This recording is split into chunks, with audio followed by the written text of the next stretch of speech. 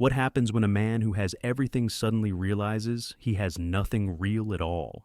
Ethan Callahan was the kind of millionaire who only dated models, who lived in penthouses and walked red carpets, whose name filled glossy magazines. But behind the expensive suits and champagne smiles was a man quietly drowning in emptiness. Then, one ordinary day, in the middle of a clumsy coffee run, a voice cut through the noise. His secretary, Claire Bennett, looked him in the eye and asked the question no one else dared. "Are you truly happy, Mr. Callahan?" Or just pretending that moment sparked something Ethan couldn't ignore. A simple question became the beginning of a journey, one that would shake his world, challenge his beliefs, and force him to choose between the shallow life he had built and the messy, authentic love he never expected to find. But can two people from such different worlds truly write a story together, or will the weight of society, judgment, and fear tear them apart before they even begin? Stay with us to find out, and don't forget to like, share, and subscribe to Shining Stories so you never miss a tale that might just change how you see happiness. Ethan Callahan had closed deals worth billions of dollars. He had spoken on stages in front of world leaders. He had appeared on magazine covers with headlines that described him as the golden maverick of technology. Yet here he was, standing in front of a narrow little coffee shop on a quiet corner of New York's Upper West Side, feeling utterly out of place. The glass door reflected his tall frame back at him, dark tailored suit, silk tie, Italian leather shoes that had walked boardrooms more than sidewalks. He looked like he was about to negotiate a merger, not buy a cup of coffee. And truth be told, he couldn't remember the last time he had actually bought one for himself. For years. It had been assistants, drivers, or catered boardroom trays. Everything delivered, polished, predictable. Ethan Callahan did not stand in line for coffee. That wasn't arrogance, it was just how his life had been structured. Success had a way of insulating a man from the simplest tasks. But that morning, his high-end espresso machine, some imported contraption that cost more than most people's rent, had sputtered, wheezed, and finally died. And Ethan, desperate for caffeine before his string of meetings, had found himself wandering down the street like a rookie in a foreign land. The bell above the door jingled as he stepped inside. The air smelled of roasted beans, sweet pastries, and something else he hadn't felt in years, comfort. Not the curated kind of comfort found in a luxury lounge, but the kind born of routine, of lives beginning with a cup of warmth before work. Behind the counter, two college students were scribbling orders with practiced speed. A mother juggled a toddler on her hip while fumbling for her wallet. An elderly man in a flannel jacket sat by the window, slowly stirring sugar into a chipped mug. Ethan realized, with something close to embarrassment, that everyone here seemed to know what they were doing. Everyone but him. He stepped into line, pulling his phone from his pocket, pretending to scroll, trying to mask the fact that he was studying the chalkboard menu like it was written in a foreign language. Flat white, macchiato, cold brew, nitro draft.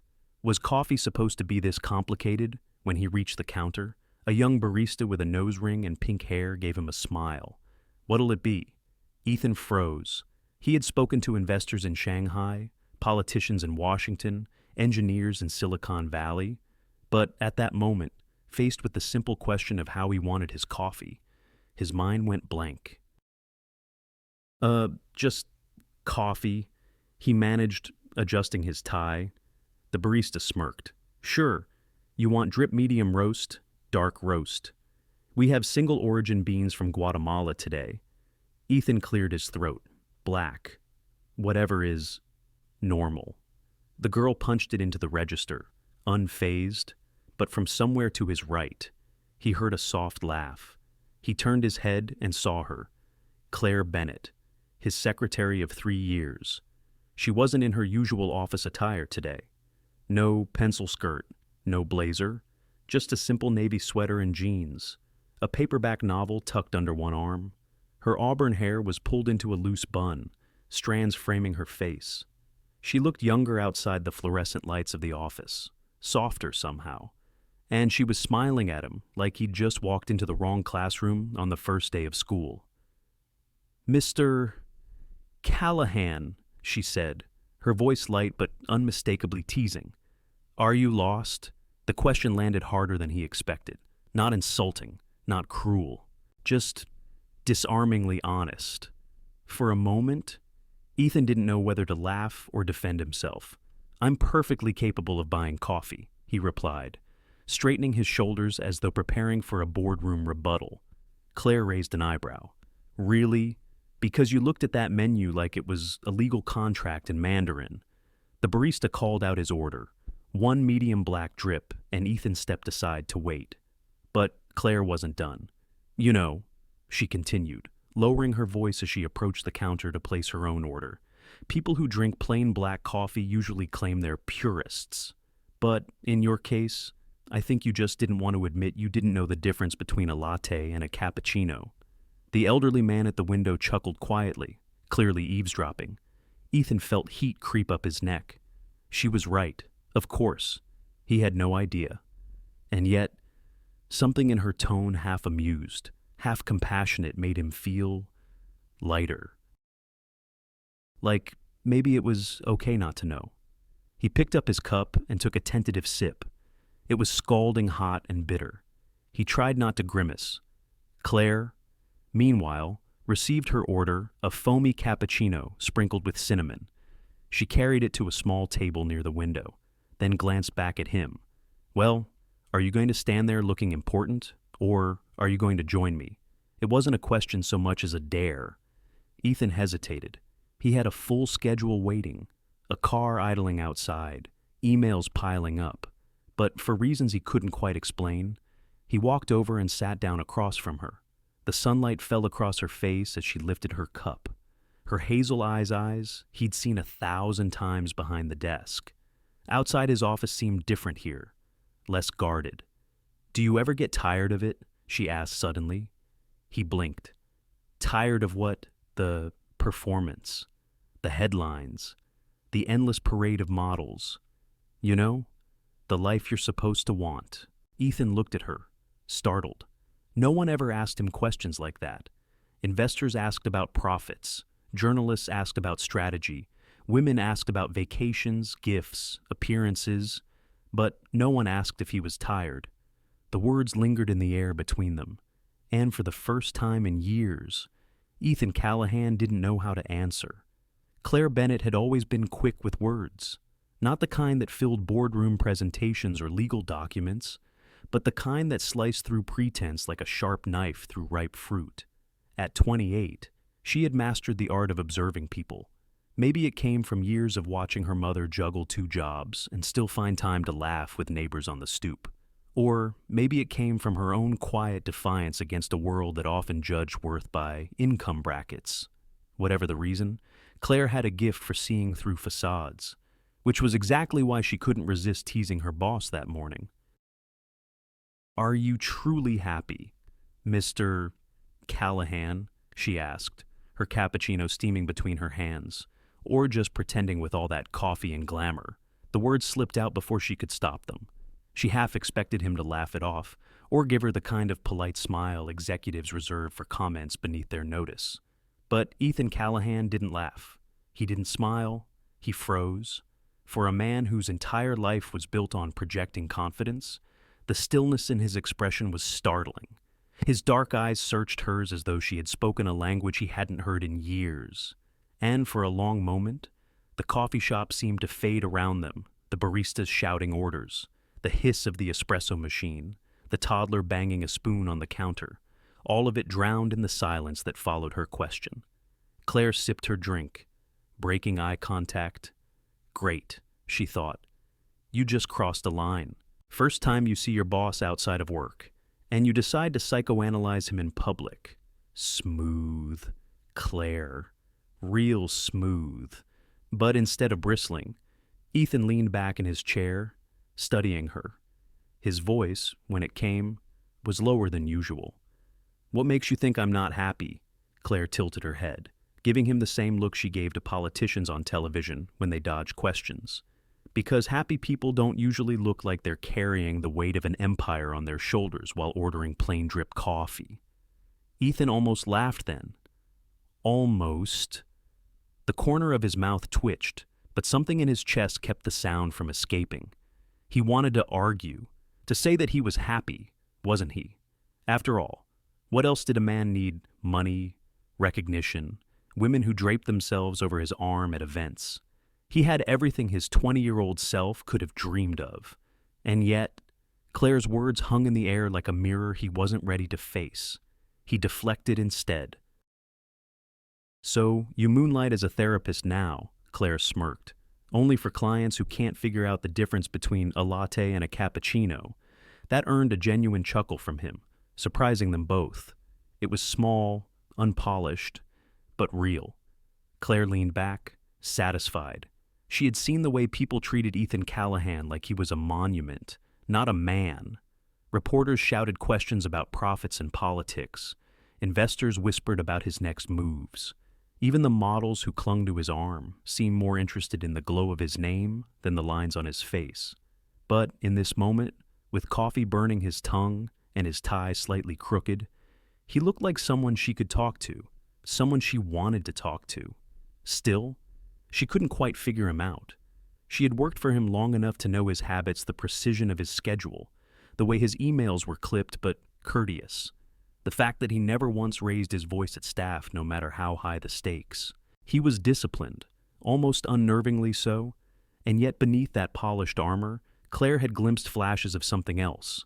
Loneliness, maybe, or restlessness. Whatever it was, it made her braver than usual. "You know," she said, stirring the foam in her cup with the little wooden stick, "I think people confuse success with satisfaction. They think if you collect enough trophies, money, headlines, beautiful women, you must be happy. But sometimes I wonder if it's the opposite. The more you collect, the more you have to pretend." Ethan's gaze sharpened. No one had ever said something like that to him, not at a gala, not in an interview, not even in late-night conversations with women who claimed to love him. He felt a flicker of something he hadn't felt in years. Curiosity.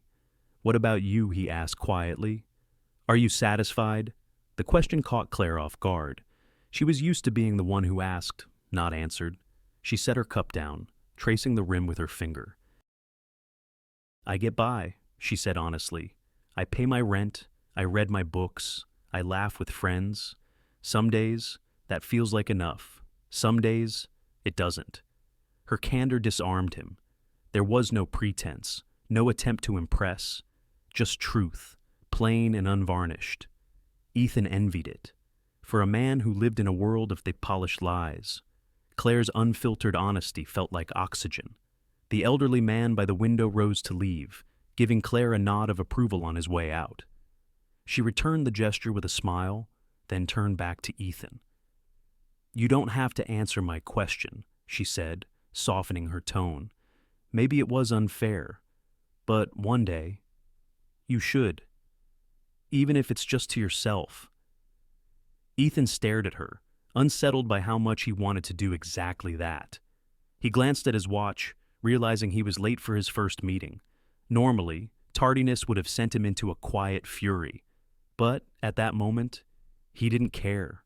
What he cared about was the strange lightness he felt sitting across from Claire Bennett, the quirky secretary who dared to ask if he was truly happy. As he stood to leave, she called after him with a playful grin, "Don't worry, Mr. Callahan. I won't bill you for the therapy session." He shook his head, but couldn't stop the smile tugging at his lips as he walked out into the brisk New York morning. For once, the headlines, the schedules, the endless demands didn't seem as heavy, because somewhere between the bitter sip of black coffee and Claire's fearless question, Ethan Callahan had felt something stir inside him, something he couldn't quite name yet. But he knew one thing: he wanted to feel it again. The next morning, Ethan Callahan sat in his corner office, staring at the skyline that glittered through floor-to-ceiling glass. The city looked impressive from up here, rivers of taxis below, steel towers gleaming in the autumn sun. It was the kind of view people dreamed about, the kind that whispered of power and control. But all Ethan could think about was a cappuccino sprinkled with cinnamon and a secretary who dared to ask if he was happy. Claire Bennett's words had followed him through the day like an echo. They had trailed him into board meetings, into phone calls with investors, into a dinner where 3 models laughed at jokes he didn't even finish telling. And now, in the quiet of early morning, they pressed into his chest like a weight he couldn't ignore. Are you truly happy, Mr. Callahan? Or just pretending with all that coffee and glamour? He leaned back in his leather chair, rubbing his temples. Why did her question matter so much? Why did it sting, yet also awaken something? Perhaps because no one else had dared to ask, and perhaps because, deep down, he knew the answer. Ethan's mind wandered back to a different time, before skyscrapers and headlines, before private jets and tailored suits. He had been 20 years old, a lanky college student with restless energy and too many ideas crammed into spiral notebooks. He used to sit in a cramped apartment, coding late into the night, living on instant noodles and stale coffee. Back then, his dream wasn't to dominate industries or make magazine covers. His dream had been simple: to create something meaningful, something that would make life better for ordinary people. He remembered the first app he ever built, a clumsy budgeting tool designed to help his roommates track their rent and groceries. No one else cared much about it, but Ethan had felt a quiet pride every time his friends used it. That pride had nothing to do with money. It had everything to do with purpose. Somewhere along the way, he had lost that. The boy with messy hair and wild hope had been swallowed by the man with perfect suits and rehearsed smiles. And now, one secretary with hazel eyes had cut through the facade with a single question. He sighed, pushing away from the desk. His schedule was already full, but when he passed Claire's desk outside his office, he paused. She was typing briskly, glasses perched on her nose, but she looked up when she sensed him lingering. "Good morning, Mr. Callahan," she said with her usual crisp efficiency. For reasons he couldn't explain, the title felt heavier than usual. He hesitated, then asked, "Do you ever wonder what it actually means to be happy?" Claire blinked. She wasn't used to him starting conversations like this. "That's a big question for on a Tuesday," she said, though her eyes softened. "Humor me," he replied. She set aside her keyboard, folding her hands. "I think happiness isn't one giant thing. It's small things like finishing a book you love, or cooking a meal that turns out right. It's laughing with someone you trust. It's feeling like you belong, even in the simplest place." Her words were gentle, but they struck Ethan harder than any business deal ever had. Belonging. When was the last time he had felt that? He thought about the galas, the parties, the endless faces that blurred together. He thought about walking into rooms where everyone already had a script, praise for his success, envy for his lifestyle, curiosity about his next conquest. None of it felt like belonging. It felt like theater. And here was Claire, talking about happiness as if it could be found in something as small as a home-cooked meal. He smiled, almost involuntarily. It startled him. That smile. It wasn't the polished grin he gave to photographers. It wasn't the tight-lipped smirk that accompanied deals. It was unguarded, clumsy, and real. Claire tilted her head. Was that an actual smile? "Mr. Callahan. Should I notify the press?" He laughed, a low, rusty sound, as if he were rediscovering muscles long forgotten. "Careful. Bennett. If you keep this up, people will think you're indispensable. Newsflash," she said with a playful glint. "I already am." The exchange was light, but the shift inside him was heavy, profound. As he walked back into his office, Ethan realized that for the first time in years, he wasn't dreading the day ahead. He wasn't performing. He wasn't calculating. He was simply present, and it was because of her. Later that evening, he found himself alone in his penthouse, a space filled with art and glass and silence. He poured a drink and stood by the window, watching the city lights blink like restless stars. He thought about the boy he had been. He thought about the man he had become. And he thought about Claire Bennett, who saw through both. Her question replayed in his mind until it felt less like an accusation and more like an invitation. What is true happiness? Maybe, just maybe. It was time to find out. The following week, Ethan Callahan began arriving at the office earlier than usual. His driver raised an eyebrow more than once when Ethan requested a pickup at dawn, but Ethan offered no explanation. The truth was simple. He wanted to see Claire, not in the polished rhythm of staff meetings or dictated memos, but in the quiet moments before the phones began ringing and the pressure of the day bore down. Those early hours felt different, less scripted. One Thursday morning, Ethan lingered near Claire's desk, coffee in hand, not the sleek silver thermos his assistant used to deliver, but a paper cup from the same corner cafe they had shared the week before. Claire looked up from her keyboard, eyes narrowing with amusement. "Mr. Callahan," she said. "I didn't think billionaires knew what rush hour looked like." "Call it research," he replied, setting his briefcase on the edge of her desk. "Research," she echoed, arching an eyebrow. "Into what, how the other half lives," he almost laughed, but instead, he leaned against the corner of her desk as if settling in. "Tell me something. Bennett, what do you actually enjoy doing outside these walls?" Claire tilted her head, clearly taken aback. "Outside of filing your travel itineraries and correcting your calendar, invites?" "Yes," he said, his voice lower than usual. "Outside of that." She hesitated, then shrugged. "Not much worth reporting. I cook sometimes, though half the time it ends in smoke. I read a lot, mostly from the public library down the street. And..." She paused, a little embarrassed. "I have this tiny balcony with a couple of plants. Tomatoes, herbs, nothing fancy. But it makes me happy to see something grow." Ethan blinked, caught off guard by the simplicity of her words. Cooking, reading, plants on a balcony. It sounded almost foreign to him.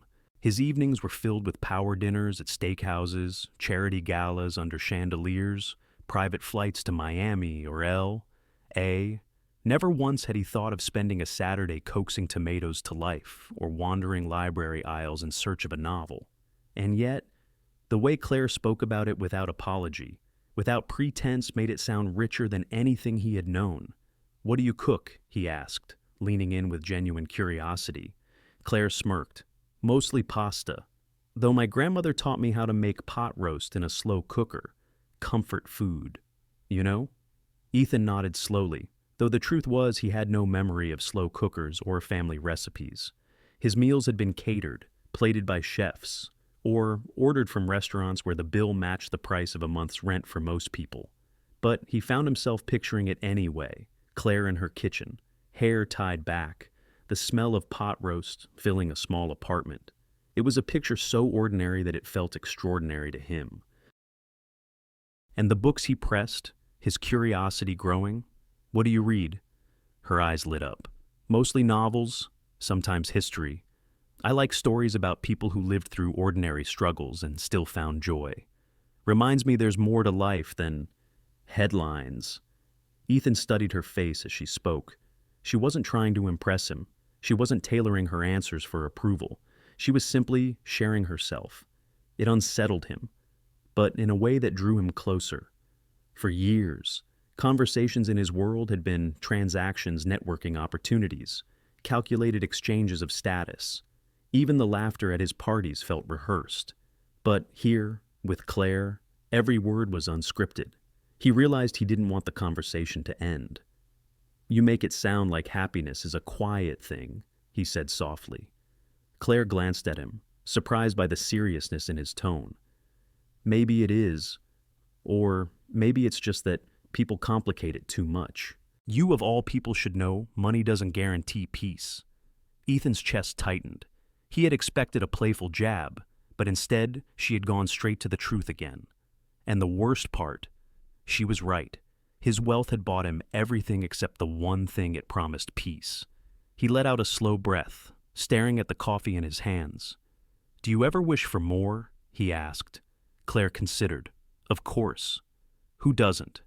But I also know that if you spend your life chasing more, you might miss what's already in front of you. The words landed like a stone in Ethan's chest. He thought of his penthouse with its endless views, the art on his walls, the fleet of cars in his garage, all of it. And yet none of it had ever felt in front of him. None of it had been enough. For a moment, he envied Claire Bennett more than he could admit. She lived in a modest apartment with a balcony garden. She borrowed books instead of buying first editions. She cooked meals that sometimes burned, and yet she spoke with a contentment he had never known, and she wasn't afraid of him. That was what struck him most. She wasn't dazzled by his money, nor intimidated by his position. She treated him like a man who couldn't tell a cappuccino from a latte, and somehow, that made him feel more human than anything else had in years. When Ethan finally returned to his office, he caught his reflection in the glass wall. For a fleeting second, he didn't see the CEO. He saw the boy who once sat in a dorm room coding late into the night, fueled by cheap coffee and bigger dreams than his body could contain. That boy had wanted to build something real, and sitting with Claire Bennett, hearing about her balcony plants and library books. He wondered if maybe he could still find his way back to him. For the rest of the morning, Ethan found excuses to step out of his office to ask a question, to deliver a file himself, to linger just long enough to hear Claire laugh. And every time he did, he felt the same strange pull, not toward the glamour he had always known, but toward the quiet world she carried with her, a world he suddenly wanted to understand. The following Monday evening, Ethan lingered in his office long after most of the staff had gone home. The city outside glowed with 1,000 pinpricks of light, the streets below humming with taxis and hurried footsteps. Yet, for all the grandeur of his view, Ethan's focus was on the woman seated just beyond his glass door. Claire Bennett was finishing up the day's scheduling, typing with quick efficiency, a pencil tucked absent-mindedly behind her ear. She had no idea that Ethan had been rehearsing a single question for nearly an hour. Finally, he rose, straightened his tie, and stepped into her space. "Bennett," he said, his voice more hesitant than usual.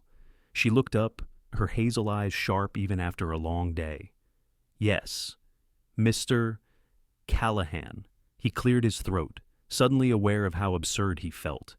This was a man who had negotiated acquisitions across continents, who had stared down senators and investors without blinking. And yet, asking his secretary to attend a gala with him seemed to rattle every ounce of his composure. "There's a benefit gala this Saturday," he began. "The Callahan Foundation is one of the sponsors. I was wondering if you'd—" He paused, searching for the right phrasing. "If you'd come with me?" Claire blinked. For a moment, her fingers hovered over the keyboard as though she wasn't sure she'd heard correctly. "With you," she repeated slowly. "As in, your date." Ethan hesitated, then nodded. "Yes." The pencil slipped from behind her ear, clattering onto the desk. She quickly retrieved it, buying herself a moment to process. "Mr. Callahan," she said finally, her voice tinged with disbelief. "You do realize I don't exactly blend in with your crowd. I'll look like a stranger among peacocks." The imagery made him chuckle, but his tone remained steady. "That's precisely why I want you there. You're not like them." Claire shook her head, a half-smile tugging at her lips. "That's one way to put it. I don't have gowns hanging in my closet. I don't speak in the language of mergers and acquisitions. I barely know which fork to use at a formal dinner." Ethan stepped closer, resting a hand lightly on the back of her chair. His voice softened, stripped of the CEO cadence. "Claire, I don't need another woman who fits the script. I want you. I want you to see my world, not because you need to be part of it, but because I don't want to keep pretending it's all there is." Her heart skipped at his words, though she quickly masked it with sarcasm. "So I'd be, what, a field trip exhibit, secretary among the swans." He smiled faintly, something like that. "But you'd be the only one in the room who doesn't feel the need to wear a mask." The sincerity in his tone made Claire falter. For a man who usually spoke in controlled, deliberate statements, his openness was startling. She leaned back, studying him. You really want me there? Yes, he said simply. Silence stretched between them. Claire could almost hear her own doubts echoing. She imagined herself in a ballroom filled with glittering gowns and practiced laughter, her thrift store dress sticking out like a sore thumb. She pictured the headlines, the whispers Ethan Callahan's secretary. Really? But she also remembered the way he had smiled in her presence for the first time in years, the way he had listened when she spoke of tomatoes on her balcony and books borrowed from the library. Part of her wanted to say no, to retreat into the safety of her small, ordinary life. But another part curious, reckless, wanted to see what his world looked like up close. She exhaled, setting the pencil down. All right, she said quietly. I'll go. Ethan's shoulders relaxed, though his gaze remained steady. Thank you, but, she added quickly, don't expect me to magically transform into one of your high society companions. I'll still be me. That's exactly what I'm counting on, he replied. The way he said it sent an unfamiliar warmth through her chest. She looked down at her calendar, pretending to busy herself. I'll need a dress, she muttered, mostly to herself. I can arrange that. Ethan offered immediately. Claire shot him a sharp look. Don't you dare send one of your assistants to drape me in sequins. If I go, I'll wear something that feels like mine. He raised his hands in mock surrender. Fair enough? The conversation drifted back to logistics, but the air between them buzzed with unspoken tension. For Ethan, it was anticipation, an eagerness to step outside the hollow glamour he had grown so weary of. For Claire, it was apprehension, an awareness that stepping into his world could change everything, whether she was ready or not. When Saturday finally arrived, Claire stood in front of her bedroom mirror, heart racing. She wore a simple, deep green dress she had borrowed from a friend, a dress chosen not for its label, but for the way it made her feel like herself. Her grandmother's silver earrings dangled from her ears, a quiet reminder of where she came from. She barely recognized the woman staring back at her, not because of the dress or the makeup, but because of the courage it took to walk willingly into a world she had spent her life avoiding. Downstairs, a sleek black car idled by the curb, and inside, Ethan Callahan waited, more anxious than he had ever been before a gala, because this time, it wasn't about the cameras or the speeches or the endless glasses of champagne. This time, it was about the woman who had agreed, against her own doubts, to see his world. And as the car pulled away toward glittering chandeliers and whispered judgments, Ethan knew something with absolute certainty. Nothing at that gala would matter more to him than the woman sitting beside him. The plaza ballroom glittered like a palace of light. Crystal chandeliers spilled golden beams across marble floors. Violins played in the corner, and every guest seemed dipped in silver or sequins. Laughter rose in polished waves, practiced and precise, like a language Claire Bennett didn't speak. She hesitated at the entrance, clutching the strap of her borrowed green dress. Compared to the gowns that shimmered like constellations around her, hers looked painfully simple. Breathe, Ethan murmured, offering his arm. Claire glanced at him. He looked maddeningly at ease in his tailored tuxedo, his posture straight, his smile easy. For him, this was home turf. For her, it felt like walking into the wrong play on opening night. Everyone's staring, she whispered. They're always staring, Ethan replied calmly. But tonight, they'll be staring at you. Her cheeks burned. She wasn't sure if that was comfort or torture. As they moved further inside, she became acutely aware of every detail, the clink of champagne glasses, the perfume that hung in the air like expensive fog, the jeweled bracelets flashing with each wave of a manicured hand. She caught snippets of conversation. Stock prices, vacation homes, an art auction in Paris.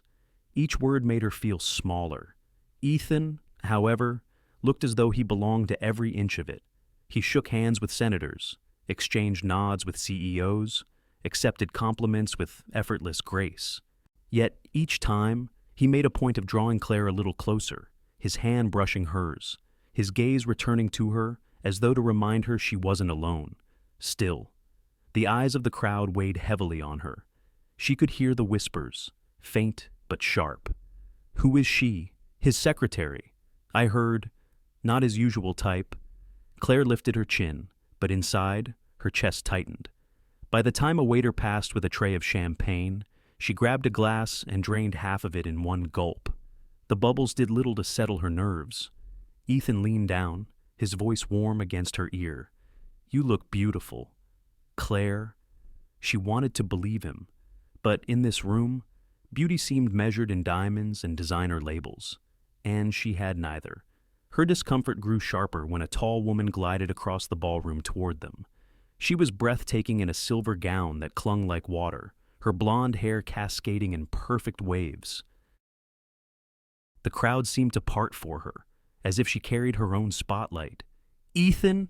She purred, touching his arm with the ease of someone who had done so many times before.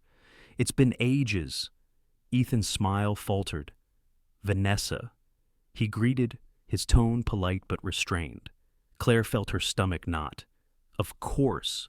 A model. Not just any model, but one of his.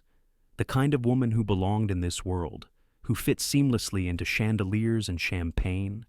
And who's this? Vanessa asked smoothly, her eyes flicking toward Claire with practiced curiosity. This is Claire Bennett, Ethan said firmly. My guest. The pause that followed was subtle but cruel. Vanessa's smile didn't falter, but her gaze swept over Claire's dress, her earrings, her lack of glittering armor. Charming, she said, her voice lilting with condescension. Claire forced a smile, though her throat felt tight. Nice to meet you. Vanessa barely acknowledged the response before turning her attention back to Ethan. We should catch up sometime, she said, her hand lingering on his sleeve, like old times. Ethan's jaw tightened. Perhaps, he said flatly, stepping closer to Claire. But tonight, I'm with someone. Vanessa's eyes flickered, just for an instant, before she recovered with a silky laugh. Of course you are. With that, she drifted back into the glittering crowd, leaving a trail of perfume in her wake. Claire stared at the floor, her glass trembling slightly in her hand. Ethan turned to her immediately. Don't listen to her. I wasn't. Claire lied, but she was. Every insecurity she had fought to quiet since walking into this ballroom now screamed louder. You don't belong here. You never will. They moved toward the balcony, away from the hum of voices and the bright chandeliers. Outside, the city stretched below, alive and unapologetic. Claire gripped the railing, letting the cool night air steady her. Ethan stood beside her, silent for a moment, then, gently, talk to me. She shook her head, her throat tight. You don't get it. In there, I'm just an anomaly. Your secretary playing dress-up for the evening. They see it. I feel it. Claire. No, she cut in, her voice trembling. I can't compete with that world. Ethan, women like Vanessa glide through it like they were born to it. I walk in, and it's obvious I'm the outsider, the one who doesn't know which fork to use or how to fake a laugh about stock prices. Her honesty hit the night air with raw force. Ethan turned toward her fully, his voice low but steady. I don't want someone who glides through it. I've had that. I've lived surrounded by masks and rehearsed smiles. What I want... He paused, searching her eyes. What I want is real, and with you, everything feels real. His words stirred something deep inside her, but the doubt lingered. Maybe too real, she whispered. Maybe too ordinary for this world. He reached for her hand, his grip firm. Claire, listen to me. Ordinary isn't a weakness. It's what keeps me from drowning in all of that. He gestured toward the ballroom, toward the glittering chaos inside. You're not the stranger among peacocks. You're the only one who isn't pretending to be something else. The intensity in his voice made her heart ache. And yet, as the laughter from inside floated through the doors, Claire couldn't shake the image of Vanessa's smile, the dismissive sweep of her eyes. For the first time since she'd met Ethan Callahan, she wondered if stepping into his world would cost more than she was ready to give. The city spread before them like a restless ocean of lights. each window flickering with a story Claire could only guess at. The hum of the gala behind them faded, replaced by the crisp hush of autumn air. On the balcony, the world felt smaller, quieter, just the two of them, suspended above New York's endless sprawl. Ethan stood with his hands resting on the stone balustrade, his tuxedo jacket unbuttoned, his bow tie slightly undone. For once, he didn't look like the invincible man in magazine covers. He looked human. Claire leaned beside him, her glass of champagne untouched. She had come out here to breathe, to escape the weight of jeweled stares and whispered judgments. Yet the weight inside her chest hadn't lifted. It was Ethan who broke the silence. "You know what I realized in there?" His voice was quiet, thoughtful. She glanced at him, wary. "What's that?" "That every one of those people sees me as Ethan Callahan, CEO, the man with the headlines, the empire, the perfect suit." He paused, turning to meet her eyes. "But you see me as the man who can't even buy coffee right." The honesty in his tone caught her off guard. It wasn't self-deprecating for show, nor was it a line rehearsed to charm. It was raw, disarming truth. Despite herself, Claire's lips curved into the faintest smile. "Well, you did look pretty lost between those shelves." "Lost is exactly the word," he admitted, his gaze steady on hers. "Lost in a world that applauds my every move but never really sees me." "And then, he exhaled, shaking his head slightly. "You see me without the mask." The words struck something deep within her, something she had tried to bury under sarcasm and skepticism. She wanted to believe him. She wanted to believe that she wasn't just another novelty in his glittering carousel of companions. But doubt had a voice of its own. "For men like you," she whispered, staring at the city lights, "women like me are just passing phases. A curiosity, a break from the script before you return to the Vanessas of the world." The silence that followed was thick with vulnerability. Ethan turned toward her fully, his expression pained. "Is that what you think this is? That I'm collecting experiences like I collect investment portfolios?" Her throat tightened. She didn't answer. Ethan stepped closer, close enough that she could feel the warmth radiating from him. "Claire, from the moment you looked me in the eye and asked if I was truly happy, I haven't been able to stop thinking about you. Not because you're convenient, not because you're different, but because with you, I feel alive. For the first time in years." The intensity in his voice sent a shiver through her. She dared to meet his gaze, and what she saw there almost undid her completely longing, sincerity, and something she didn't dare name. Her defenses faltered. "Ethan!" She breathed, her voice trembling with something between fear and desire. He reached out, brushing a strand of hair from her cheek with a tenderness that made her knees weaken. "You don't have to believe me tonight," he murmured, "but believe this. I'm not looking at you like a phase. I'm looking at you like the only thing in this room that feels real." Her heart pounded against her ribs. The space between them seemed to shrink, her breath catching as his hand lingered near her face. It would be so easy. One step closer, one tilt of the head, and she would know what it felt like to kiss Ethan Callahan, not the CEO, not the billionaire, but the man who had confessed his lostness over coffee. Their faces drew nearer, the electricity crackling in the cool night air. She could feel his breath now, warm against her lips. Her eyes fluttered shut, and then the balcony doors burst open. "Ethan!" A voice, sharp and insistent, cut through the moment. A board member in a tuxedo strode onto the balcony, holding a phone. "You're needed inside. Urgent call from London." The fragile thread between them snapped. Claire stepped back, her cheeks burning, her pulse still racing. Ethan's jaw tightened as he turned to face the intrusion. "I'll take it later," he said curtly. The man shook his head. They said now, negotiations can't wait. Ethan hesitated, torn. His eyes flickered back to Claire, who stood frozen, arms wrapped protectively around herself. The near kiss hung between them, raw and unfinished. Finally, with visible reluctance, he nodded, "Fine." The board member disappeared inside, leaving Ethan and Claire in the charged silence that followed. Ethan took a step toward her, his voice low. "Claire." But she held up a hand, her voice steadier than she felt. "Go. You're needed." "Not more than you," he said, the words slipping out before he could stop them. Her heart clenched, but she forced a small, careful smile. That's exactly the kind of line women fall for. "Mr. Callahan." His gaze softened, regret etched into his features. It's not a line, but the moment had passed. The electricity had dissipated into the night air, leaving only the ache of what might have been. Ethan lingered, as if reluctant to step back into the ballroom. Then, with a final look, a look heavy. With everything he hadn't said, he turned and disappeared inside. Claire remained on the balcony, her hands gripping the railing, her breath uneven. She stared at the city below, the endless lights shimmering like possibilities she couldn't quite touch.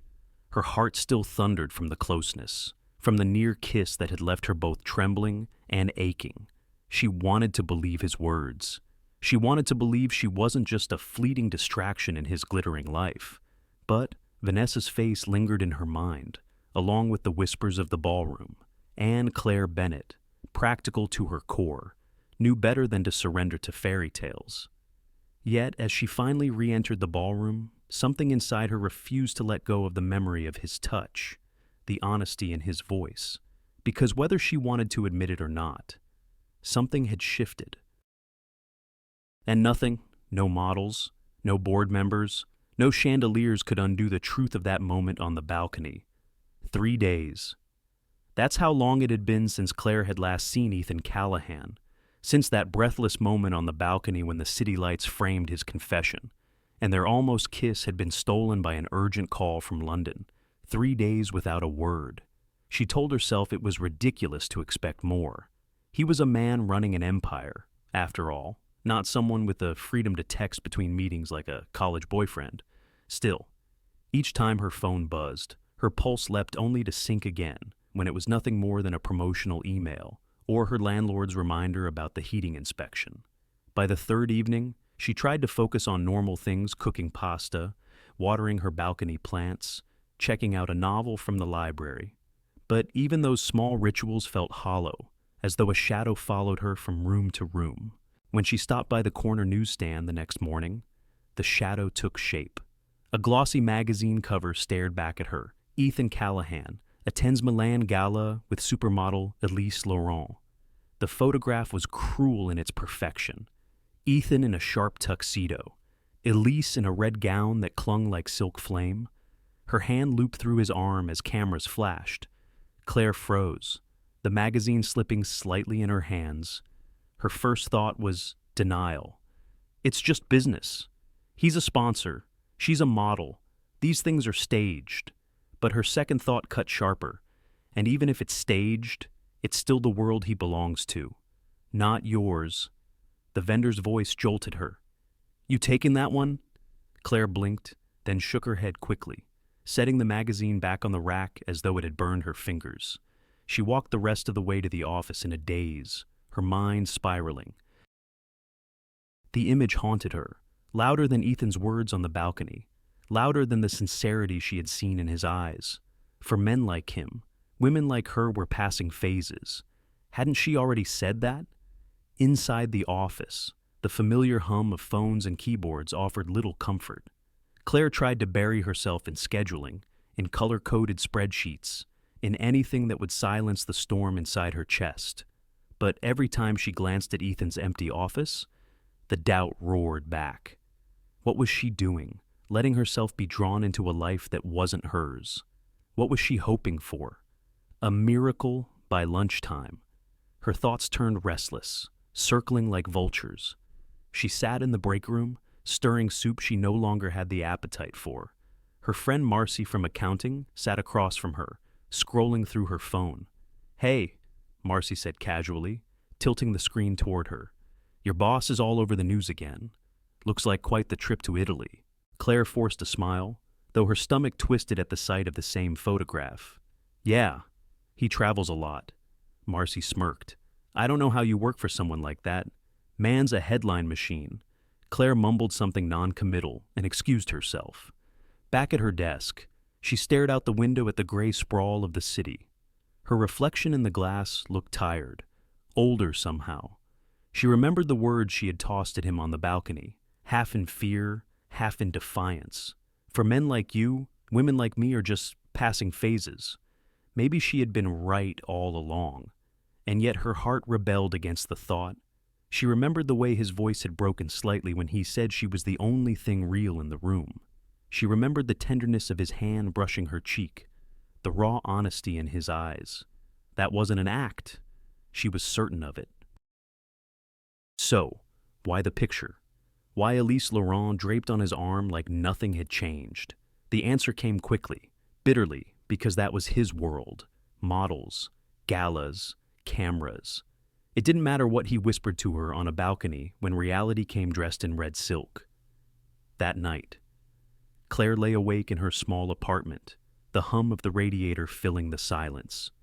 She replayed the balcony moment over and over, like a film reel stuck on a loop. The almost kiss, the interruption, the way her chest had ached with both longing and fear. Her mind whispered, "You're falling, Claire. And he's not the kind of man who catches women like you." Her heart whispered back, "But what if this time is different?" She pressed a pillow over her face, trying to muffle the storm inside. She hated the way he had gotten under her skin, the way his absence left the air thinner, harder to breathe. She hated that she cared enough to feel betrayed by a photograph.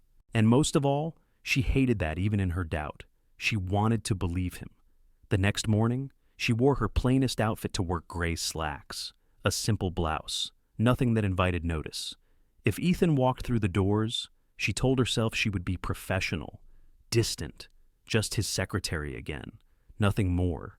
But the ache in her chest betrayed her, because beneath the doubt, beneath the fear, a question still throbbed quietly. What if he meant every word? By the time Ethan Callahan's jet touched down at JFK, his mind wasn't on stock prices or boardroom negotiations. It was on Claire Bennett. For 4 sleepless nights, he'd replayed the balcony moment again and again, the way her eyes had shimmered with doubt, the almost kiss that had slipped through his fingers. He had planned to call her from Milan, but every time he reached for his phone, he hesitated.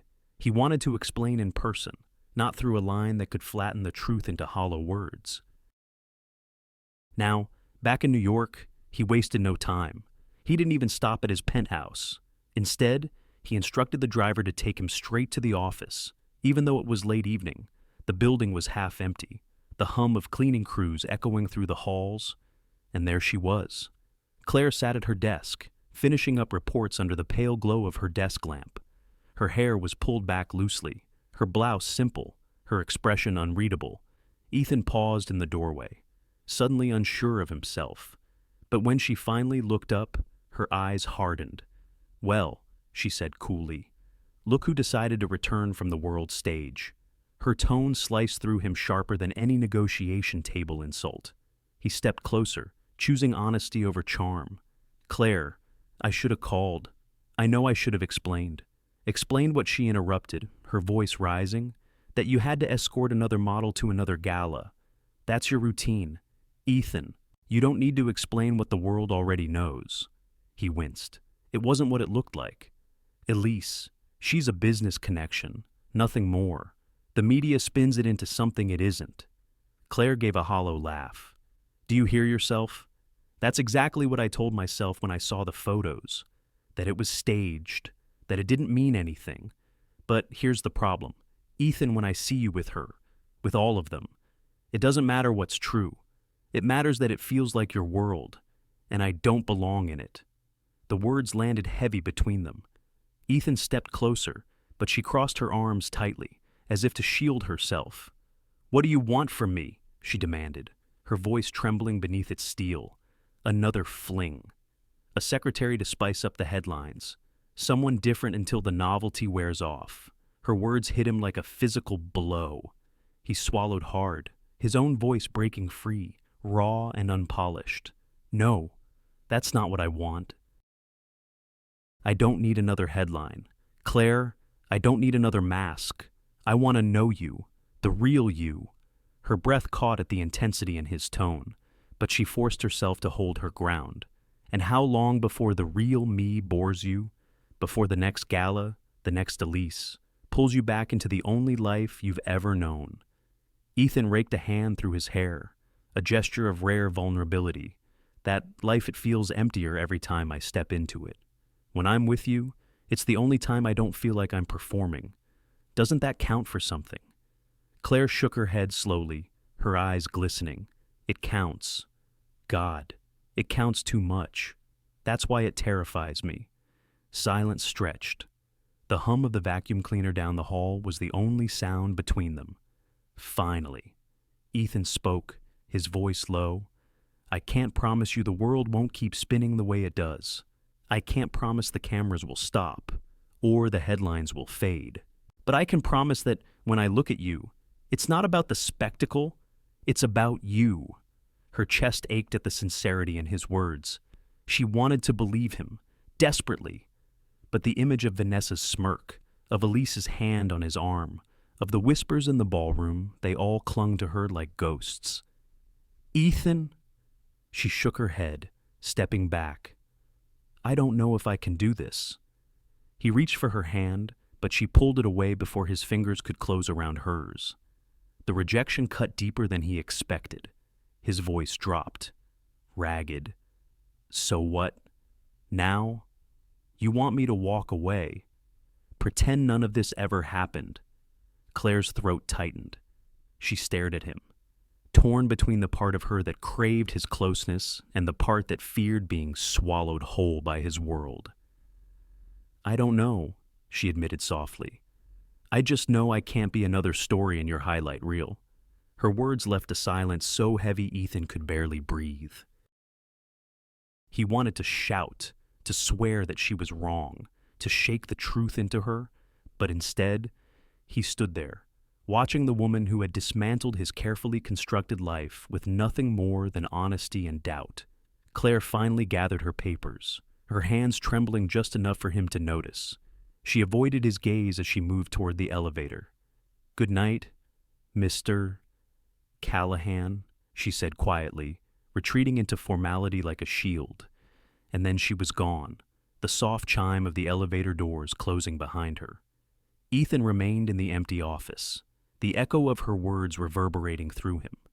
For years, he had thought power meant control, controlling markets, outcomes, even people. But in this moment, he realized he had no control at all, because the one person he wanted most was slipping through his fingers, and he didn't know how to stop it. 2 days passed without a word between them. The silence was heavy, the kind that threatened to suffocate both. Then, on a rainy Thursday evening, Claire found an envelope tucked beneath her office keyboard. Inside was a handwritten note, in Ethan's sharp yet careful script. Meet me tonight. No boardrooms, no gala lights, just dinner. 7 p.m. Trattoria Luca, East Village. She turned the card over, half expecting to see a business logo or some reminder of his empire, but there was nothing, just the simplicity of his request. By 7 o'clock, curiosity had overcome hesitation. Claire found herself standing outside a narrow brick-front restaurant with fogged windows and the faint aroma of garlic and basil drifting into the street. The golden light spilling from inside made it look more like a home than a place of business. Ethan was already waiting at the door. No tuxedo, no cameras, no entourage, just a dark sweater, jeans, and a nervous smile that made him look younger, more human. I wasn't sure you'd come, he admitted as he held the door open for her. I wasn't sure either, she replied honestly. But the truth was, she couldn't stay away. Inside, the trattoria was cozy and worn, with red checkered tablecloths and flickering candles stuck in old Chianti bottles. A balding man behind the counter waved at Ethan warmly, speaking in rapid Italian before clapping him on the back. Ethan laughed, answering with a fluency that surprised Claire. "You speak Italian?" she asked as they were led to a corner booth. He shrugged. "Enough to order food and survive finals week. I used to come here when I was in college. Marco, the owner, took pity on broke students who lived off pasta and hope. The menu was simple, handwritten on a chalkboard. Ethan ordered in Italian, his voice warm with familiarity. Claire studied him across the table, the candlelight softening the sharp lines of his face. "So," she said slowly, "this is where the great Ethan Callahan comes back down to earth." He chuckled, something like that. "Before the suits, before the penthouse, before the headlines. This was my refuge, cheap wine, endless pasta, and conversations that didn't involve profits or press. Their food arrived steaming bowls of spaghetti alla carbonara, crusty bread, a carafe of red wine. The first bite melted on Claire's tongue, rich and comforting. "This is incredible," she murmured. "Told you, some things are better than five-star menus." Ethan smiled, and for a moment, the weight of the world seemed to slip off his shoulders. As they ate, the conversation wandered easily. Claire told him about her mother's Sunday roasts, how her father used to plant tomatoes in old buckets on the balcony of their small apartment. She admitted that she'd once dreamed of becoming a teacher, but after her father died, college tuition had been out of reach. "I thought I'd go back eventually," she said, swirling her fork in the pasta. "But life doesn't pause for dreams. Bills don't wait.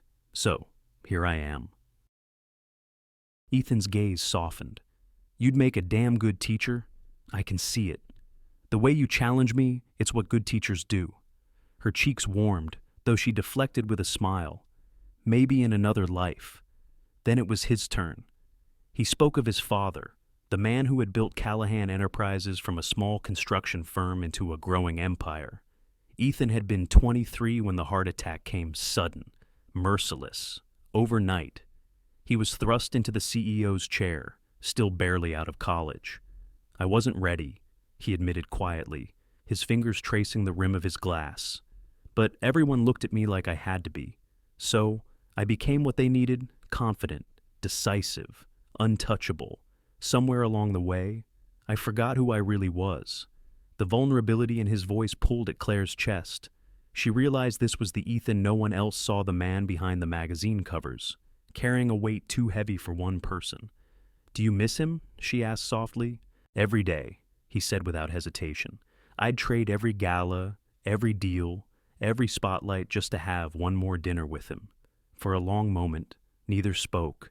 The clink of silverware from other tables and the murmur of Italian ballads filled the silence.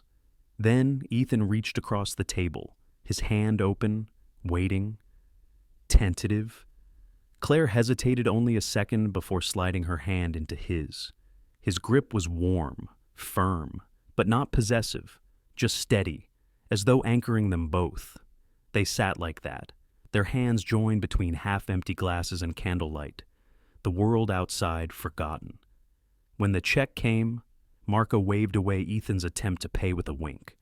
"Per la ragazza," he said warmly. "For the girl." Ethan laughed, slipping the man a bill anyway. Then he helped Claire into her coat, his hand lingering at the small of her back as they stepped into the cool New York night. The rain had stopped, leaving the streets glistening under the lamplight. They walked slowly, their shoulders brushing. The city's usual chaos softened into something almost tender. "You know," Claire said quietly, "for the first time, I feel like I've met you, not the CEO, not the headline, just you." Ethan's jaw tightened, emotion flickering in his eyes. "That's all I've wanted you to see." They stopped at a crosswalk, and without thinking, he took her hand again. This time, she didn't let go. As they crossed under the glow of neon and streetlights, Claire felt something stir inside her. It wasn't just attraction, it was recognition. A glimpse of the man behind the glittering mask, the man who carried grief and dreams, mistakes and longing. And for the first time, she wondered if maybe the distance between their worlds wasn't so impossible after all. The East Village buzzed with life that night, restaurants closing their doors, laughter spilling from late-night bars, the occasional honk of a cab weaving through puddles left by the rain. But for Ethan and Claire, the city had faded into a soft blur. They walked slowly, side by side, their hands still joined from the trattoria. It was such a small gesture, yet it felt monumental. Ethan's thumb brushed lightly against hers, as though he were testing whether she would pull away. She didn't. The rain-slicked pavement glistened under the glow of street lamps, every reflection shimmering like a secret kept by the city itself. When they reached the corner of a quieter street, they paused beneath one of those lamps, its golden light casting a halo over them. Claire looked up at Ethan, her breath catching. For once, his face wasn't framed by flashing cameras or boardroom tension. It was just him, his eyes soft, his expression almost boyish with uncertainty. And that was what terrified her. She drew in a sharp breath. "Ethan, I can't." He tilted his head, searching her eyes. "Can't what? I can't be another name in your story," she whispered, the words tumbling out before she could stop them. "Another headline. Another woman. People forget once the photos fade. I can't survive being temporary in someone else's world." The confession cracked something open inside her. Her voice trembled, and for the first time, Ethan saw the fear she kept hidden beneath her strength. His jaw tightened, but his voice came steady, low, and earnest. "Then don't be another name in my story." He stepped closer, the lamplight catching in his eyes. "Write this story with me." The words hung between them, fragile yet powerful, like a bridge stretched across a canyon of doubt. Claire's chest rose and fell as she tried to process them. She wanted to believe, more than anything, but years of watching her mother struggle, of shouldering responsibility, of learning not to depend on anyone, they all pressed against her ribs, whispering that it was dangerous to trust. Her gaze dropped, but Ethan gently tilted her chin back up with his fingers, his touch feather-light. "Claire," he said softly, almost pleading. "This, whatever it is, it's not a phase for me. It's not a distraction. You've done something no one else has in years. You've made me feel alive. That doesn't go away when the cameras stop. That's real." Her throat tightened. "And what happens when your world pulls you back? When the models, the deals, the pressure, when all of it swallows you again?" Ethan's hand slipped down, finding hers once more. He laced their fingers deliberately, firmly, as though to anchor them both. "Then I'll fight it. I'll fight for this. For you." The city hummed around them, but the world between them had gone utterly still. Claire studied him, searching for cracks in his sincerity, but all she found was a raw honesty that stripped away the CEO, the headlines, the suits. Beneath it all was just Ethan, a man standing in the rain-streaked light, asking her to trust him. Something inside her gave way. She didn't think. She didn't plan. She simply leaned in, and for the first time, their lips met. It wasn't the polished kind of kiss she imagined he'd given to models in photographs. It was tentative at first, as if both were afraid of shattering the moment.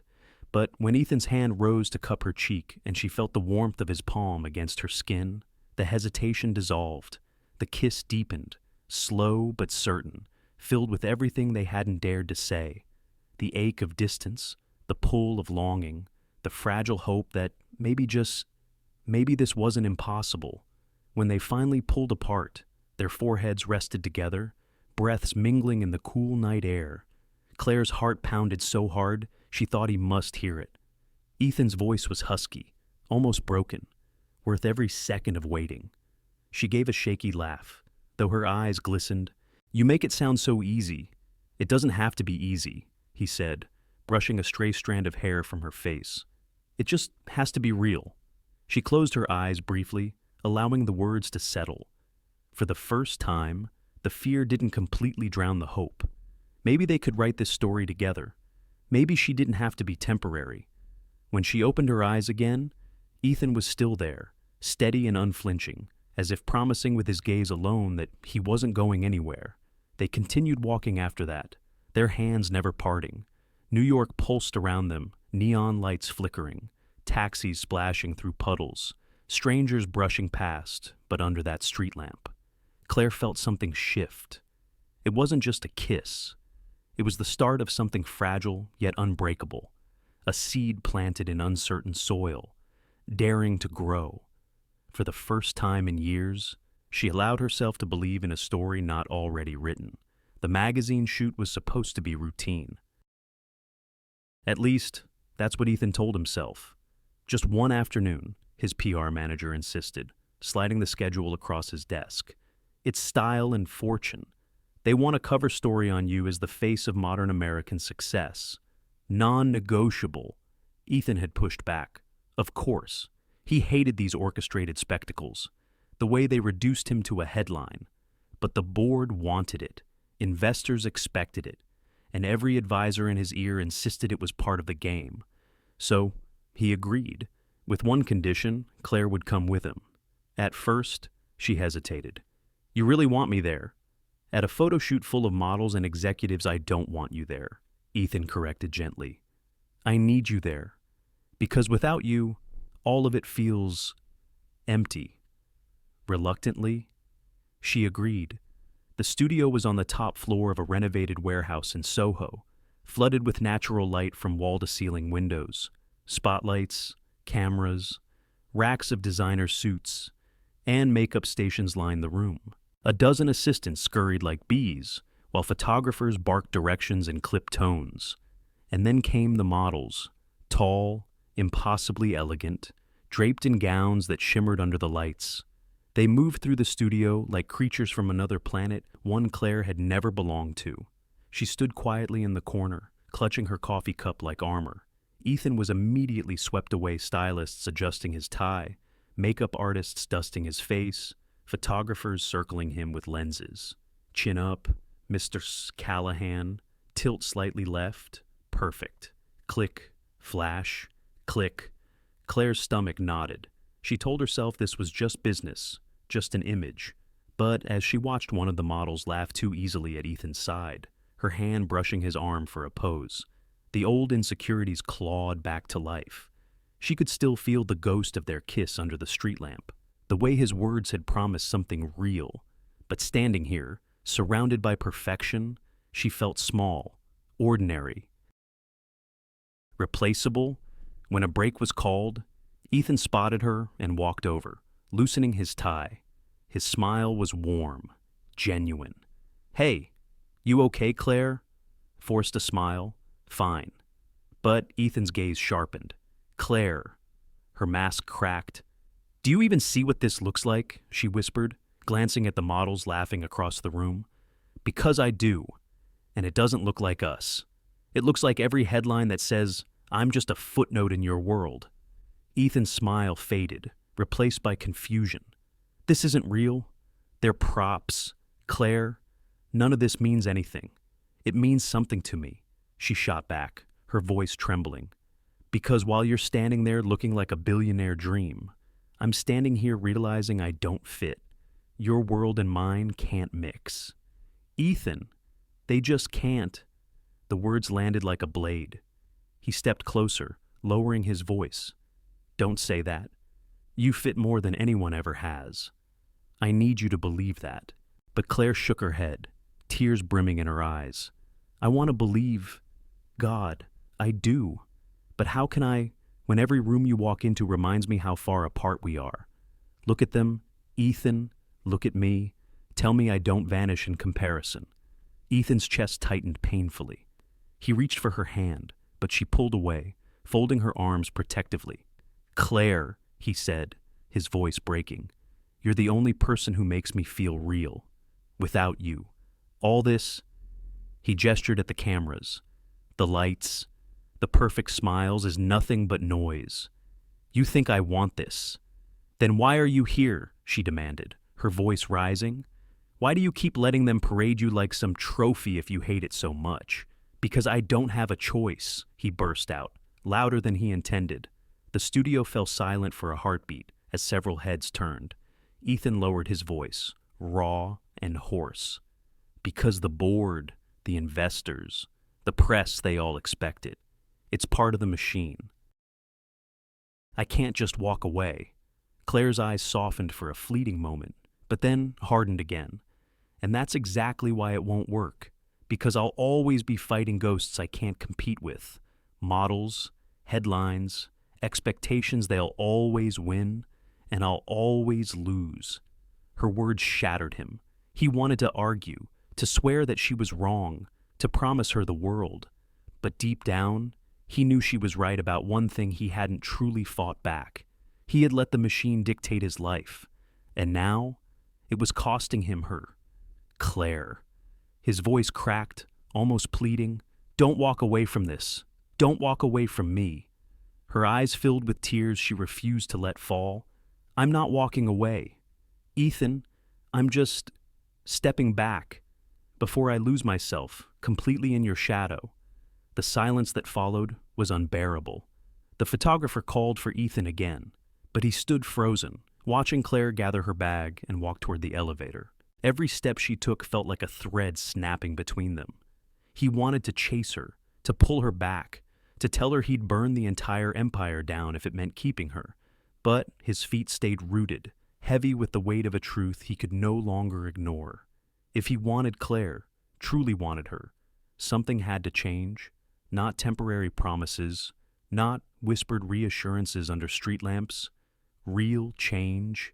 And for the first time, Ethan Callahan realized he might have to risk everything he had built to protect the one thing he couldn't afford to lose. The boardroom was buzzing. Advisors, PR managers, and investors filled the long oak table, each armed with notes and expectations. At the head sat Ethan Callahan, his hands clasped tightly, his jaw set. Gentlemen, the PR director began. The style and fortune cover is scheduled for next week. We've secured Elise Laurent and 2 other models. The concept is luxury, success, allure the classic Callahan brand. It'll be flawless. Ethan's stomach twisted. He thought of Claire walking away from that photo shoot, her voice shaking as she said she couldn't live in his shadow. He pushed back from the table, his voice cutting clean through the chatter. Cancel it? The room fell silent. Excuse me, the director asked, blinking. Cancel the shoot, Ethan repeated, his tone firm. I don't want models. I don't want the same recycled image. If Style and Fortune wants me, they'll get me on my terms or not at all. Chaos erupted. Voices overlapped. This is madness. The board won't stand for it. Do you realize the press fallout? Ethan raised a hand, steady and unshakable. I've spent a decade letting the machine decide who I am. Not anymore. If the magazine wants a cover story, it will be about something real. I want an in-depth interview, not about my suits, not about my penthouse, but about what matters: education, opportunity, fairness. The silence that followed was stunned, disbelieving. One executive finally leaned forward. And what exactly would you propose? Ethan's gaze didn't waver. I'm creating a foundation, a scholarship program for students who have been overlooked by the system, and it will carry Claire's name because she reminded me of what matters most. Gasps rippled through the room. The PR director looked as though he might faint. You want to name a foundation after your secretary? No, Ethan said firmly. I want to name it after the woman who opened my eyes. This isn't about romance.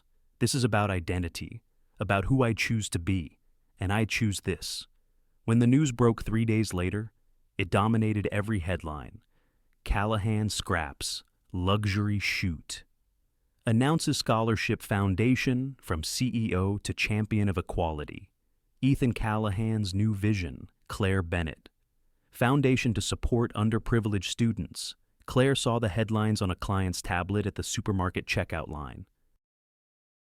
For a moment, she thought it was some cruel mistake, a publicity stunt, or perhaps a fever dream.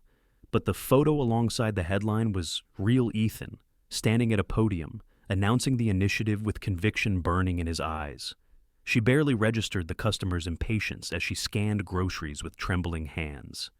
That night, she found herself pacing her small apartment. The article pulled up on her phone again and again. It was impossible. Ethan Callahan, the man of headlines and models, had dismantled his own facade and replaced it with something she had once only dared to dream about, and he had attached her name to it.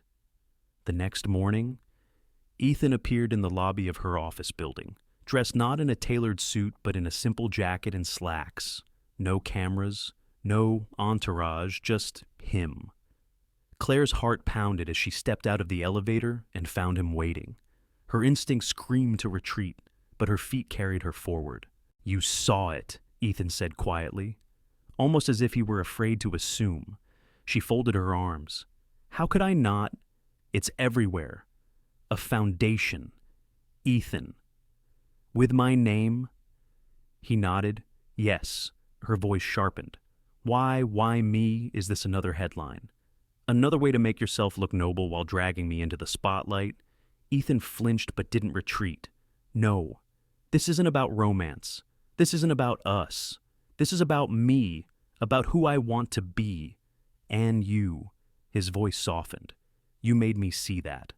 Claire stared at him, searching for insincerity, for some glimmer of performance.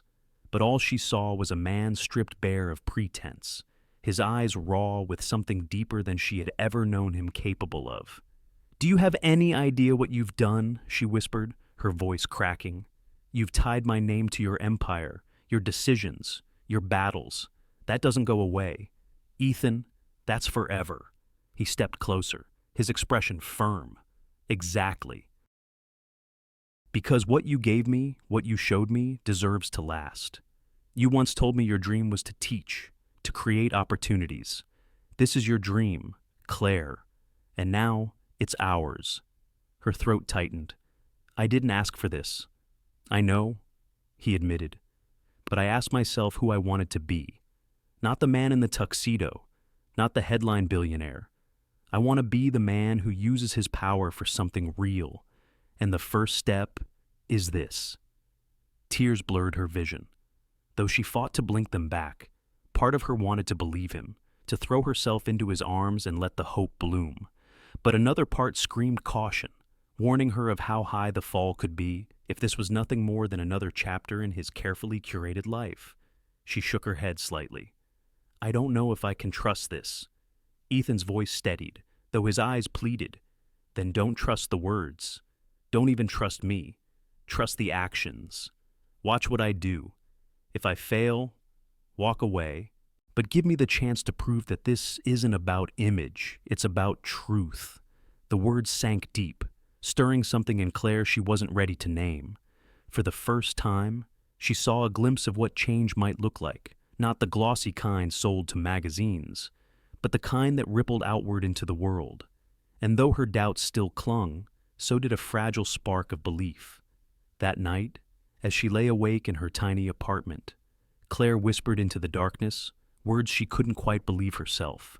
What if he means it? What if this is real? The car ride was quiet, the hum of the tires against asphalt filling the silence between them. Claire stared out the window, watching the cityscape dissolve into winding roads and stretches of empty fields. She didn't know where Ethan was taking her, only that his hands gripped the steering wheel tighter than usual, his jaw set as though he were bracing himself. After an hour, the skyline was gone, replaced by the vast openness of the Atlantic. The late afternoon sun cast golden streaks across the water as Ethan pulled the car into a small, almost hidden parking lot. "A beach?" Claire asked, her voice half curious, half wary. "Not just any beach," Ethan said softly, stepping out and circling to open her door. "This is where I used to come when everything felt too heavy, when I needed to remember there was more to life than skyscrapers and headlines." Claire followed him down a narrow wooden path, the sound of waves growing louder with each step. When they reached the sand, the world seemed to fall away. The beach was deserted, save for gulls wheeling overhead and the rhythm of the tide. Ethan kicked off his shoes, rolling up his trousers, and Claire hesitated before doing the same. The sand was cool against her feet, grounding in its simplicity. For a while, they walked in silence, their footprints trailing side by side along the wet shoreline. The air smelled of salt and seaweed, and the wind carried a chill that bit just enough to make her shiver. Ethan noticed and quietly draped his jacket over her shoulders without a word. They stopped near a cluster of driftwood where the waves lapped gently at the shore. Ethan turned to face her, his expression strangely unguarded. "Claire," he began, his voice low but steady. "I've spent most of my life building walls. Walls made of glass towers, tailored suits, staged smiles. People look at me and see a brand, a symbol. But you saw through all of it. You saw the man who couldn't even buy his own coffee." Claire gave a faint, almost reluctant smile at the memory, but she stayed quiet, her chest tightening as though bracing for what was coming. Ethan's hand dipped into his pocket, pulling out a small velvet box. He didn't kneel right away. Instead, he held it in his palm, looking at it as though it carried the weight of his entire future. "I had plans," he admitted with a wry chuckle. "An elaborate proposal, violinists, fireworks, the kind of spectacle people expect from me. But then I realized that's not us. That's the world I'm trying to leave behind. What we have deserves something real, not staged. Finally." He lowered himself onto one knee, the damp sand clinging to his trousers. He opened the box to reveal a ring that was simple yet beautiful, a white gold band, a single diamond catching the last light of day. Elegant, unpretentious, timeless. Claire froze. The sound of waves seemed to roar louder, drowning out everything but the pounding of her heart. "Claire Bennett," Ethan said, his voice trembling just enough to reveal the depth of his emotion. "Will you marry me? Will you take this messy, imperfect man and build a life with me? Not in boardrooms or galas, but in the real moments, the laughter, the doubts, the ordinary days that no one writes about her throat closed." She had imagined this moment in fleeting, dangerous daydreams. But reality was sharper, heavier. Part of her wanted to say yes instantly, to fall into his arms and let the tide wash away every fear. But another part screamed in protest, dragging forward every ghost of doubt. She took a step back, hugging his jacket tighter around her. "Ethan, do you understand what you're asking?" His eyes searched hers. "I do." "No," she said, shaking her head, her voice trembling. "You don't? You're Ethan Callahan. The world watches you. They dissect your life, your choices, every woman who stands beside you. If I say yes, I'm not just saying yes to you. I'm saying yes to all of that, and I don't know if I'm strong enough." Her voice broke on the last words, tears stinging her eyes. Ethan rose to his feet, the ring still in his hand. He didn't reach for her, didn't push. Instead, he let the silence stretch, the waves filling the space between them.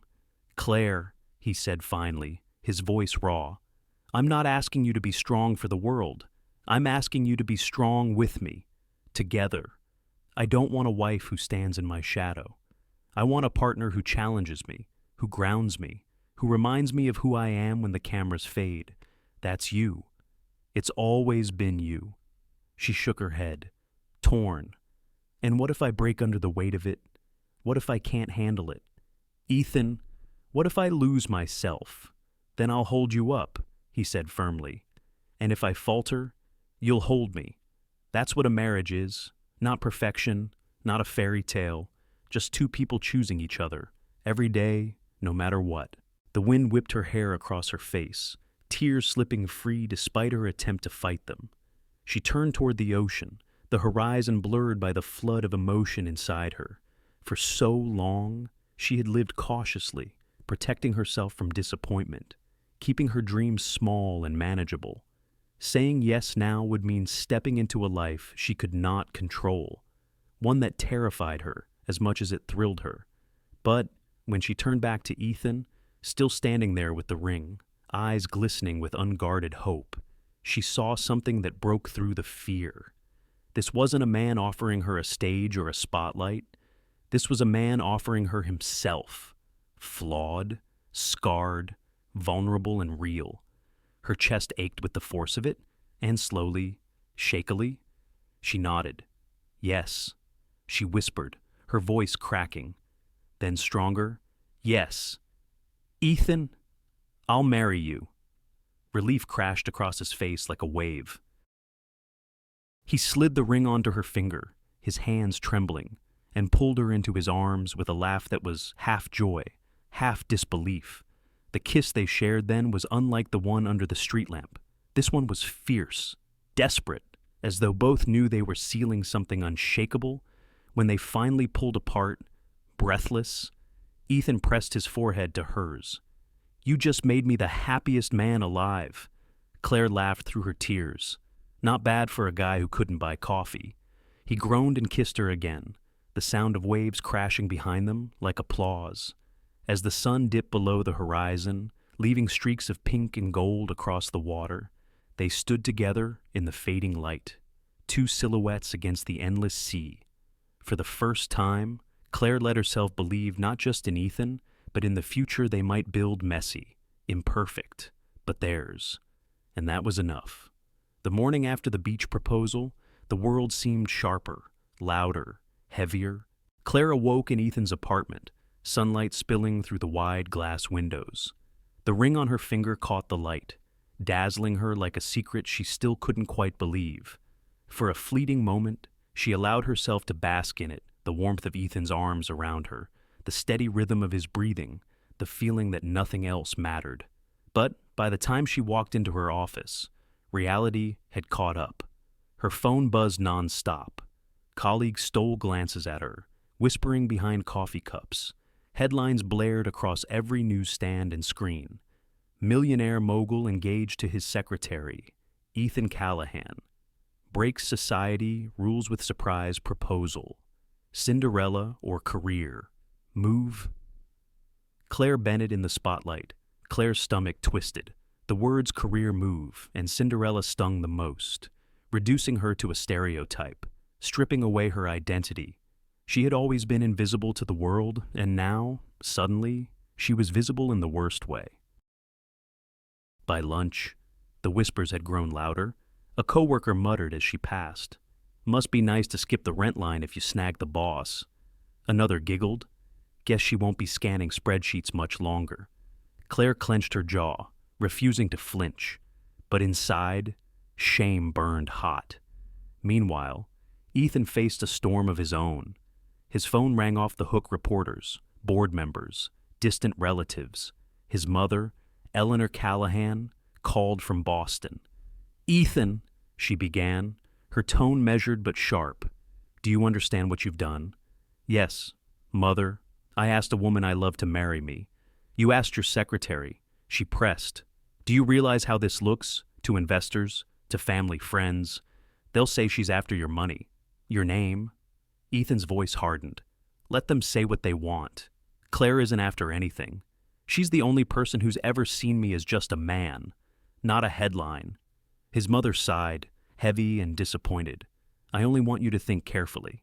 Marriage is more than love. It's reputation, legacy, and the world doesn't forgive rash decisions." "Then maybe the world needs to change," Ethan snapped, before ending the call. That evening, they met at Claire's apartment.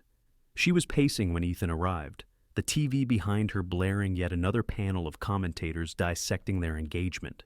Words like power imbalance and fairy tale delusions scrolled across the screen.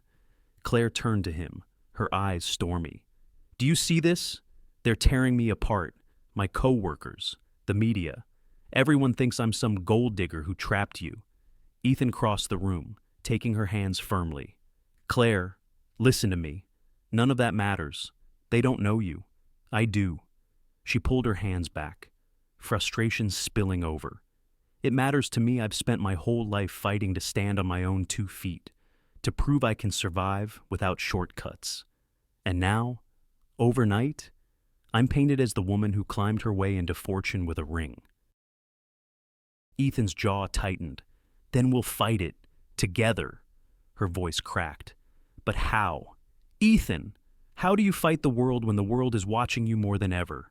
For a moment, silence filled the room, broken only by the chatter of the TV. Ethan turned and switched it off. The sudden quiet felt like a shield. He looked at her, his expression unshakable. "We don't fight them by shouting louder. We fight them by living our truth, by proving them wrong, one day at a time. I'm not marrying you to make headlines.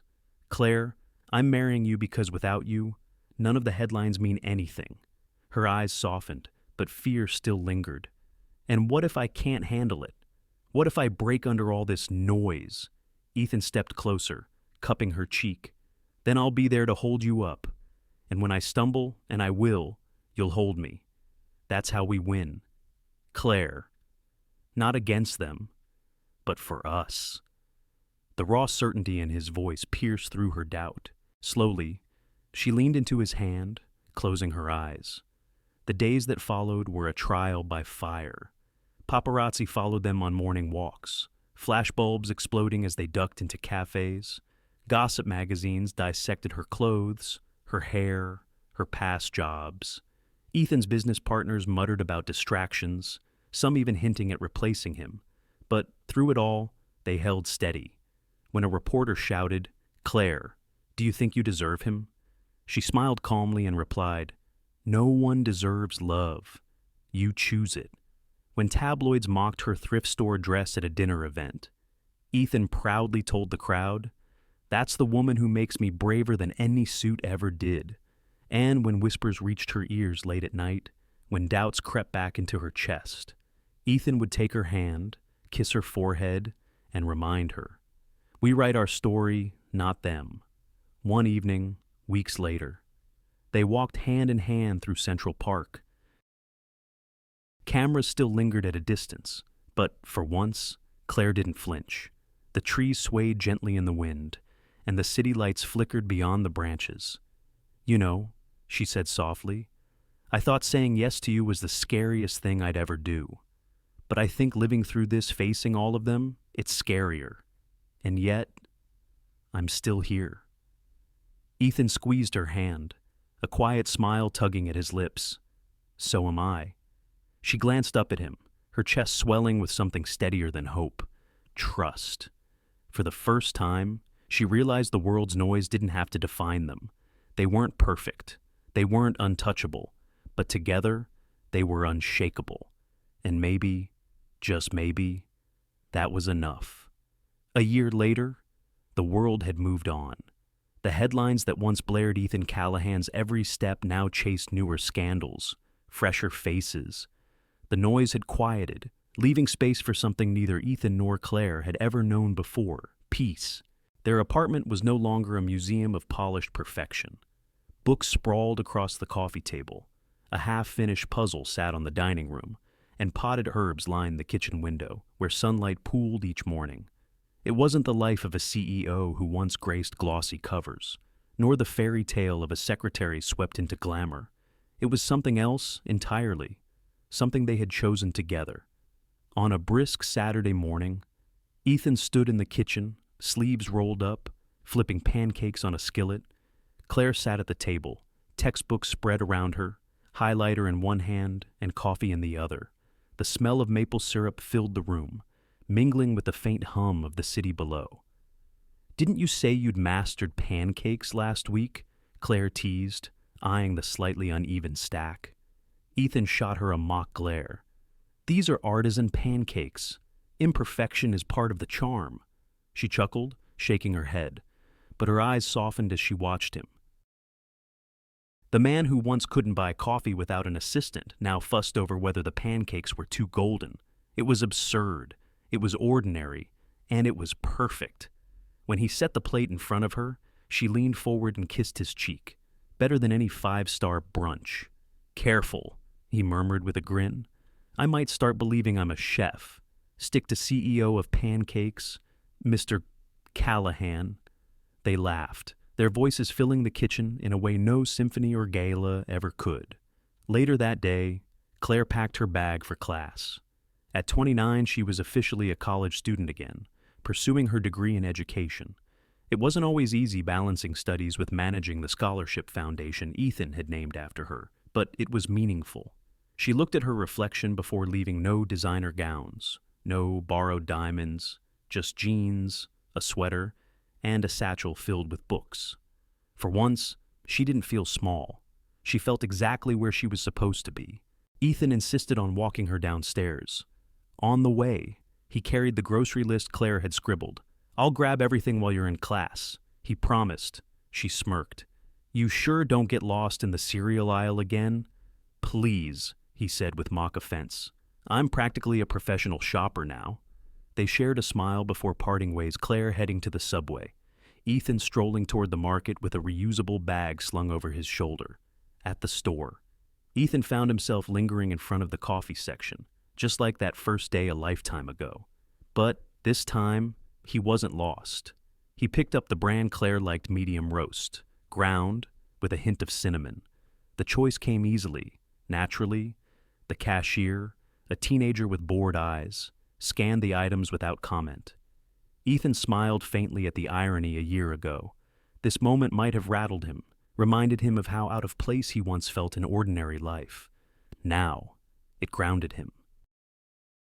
Carrying the bags home, he realized he hadn't thought about stock prices or headlines all morning. His mind was on pancakes, coffee, and Claire's smile, and that was enough. That evening, they sat on the balcony, city lights twinkling around them. Claire curled against Ethan's side, a blanket draped over their legs. She told him about her professor's lecture, about a classmate's presentation that made her laugh. He told her about a meeting with the foundation board, how they had approved scholarships for another 50 students. It wasn't glamour, it wasn't spectacle, but it was real. "Do you ever miss it?" Claire asked suddenly, her voice quiet. "The old world, the parties, the attention, the luxury." Ethan was silent for a moment, considering. The truth surprised him. "I miss believing that success was about applause," he admitted, "but now I know better. The applause fades. What doesn't fade is this," he gestured to her, to their tiny balcony with its mismatched chairs, to the life they were building. Claire's eyes glistened in the glow of the city. She pressed her forehead to his shoulder. "You sound like a man who finally knows what happiness is." He kissed the top of her head. "I didn't know before. Not really. But now," he exhaled softly, "now I do." A year ago. They had been headlines and whispers. Now, they were simply Ethan and Claire, two people finding joy not in perfection, but in authenticity. It showed in the little things, Ethan insisting on learning her grandmother's soup recipe, Claire leaving sticky notes with scribbled encouragement on his desk before big meetings, their weekend ritual of walking through the farmer's market, arguing playfully over which tomatoes looked happier. Ordinary things, strung together until they formed something extraordinary. One night, after a long day, Claire found Ethan staring at their wall of photographs, snapshots of their year together. No magazine covers, no staged portraits, just Candid's flour on his shirt from baking, her laughing with her hair a mess, them both drenched after a surprise downpour. She wrapped her arms around his waist from behind. "What are you thinking? That this is the story I was always meant to write," he murmured, covering her hands with his. "And I almost missed it, chasing someone else's version of happiness." She squeezed him tighter, whispering against his back. "Good thing you got lost in the coffee aisle." They both laughed, the sound echoing through the quiet apartment. As the year closed, Ethan and Claire stood on their balcony, watching fireworks scatter across the New York sky. Claire leaned into him, the ring still gleaming on her hand, not as a symbol of wealth or power, but of choice. Ethan kissed her temple and whispered, "Happiness isn't in perfection, it's in authenticity. And you've given me that." Claire smiled, her heart steady. "You gave it back to yourself. I just reminded you where to look." And there, with the city alive around them and the quiet certainty of love between them, they found the extraordinary in the ordinary, moment by moment, day by day. Not a fairy tale, not a headline, just life. And it was enough. What Ethan and Claire's journey reminds us is something many of us learn only later in life. Success and appearances mean very little if they are not matched with authenticity. Ethan had the wealth, the parties, the admiration, but none of it could silence the quiet emptiness inside him. It took one honest question, spoken without fear, to make him realize that happiness does not come from perfection, but from truth. For Claire, the lesson was equally profound. She had always believed her ordinary world could never belong beside Ethan's extraordinary one.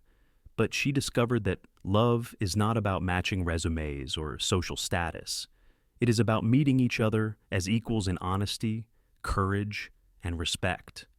The world will always have its opinions, its judgments, its noise, but the choice to live authentically, to value kindness over image, connection over applause, is one that belongs to us. So perhaps the true measure of a good life is not in what others see, but in the quiet moments we share with those we love.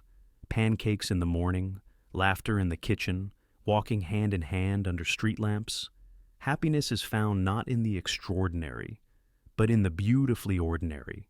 Thank you so much for spending your time with us and sharing in this story.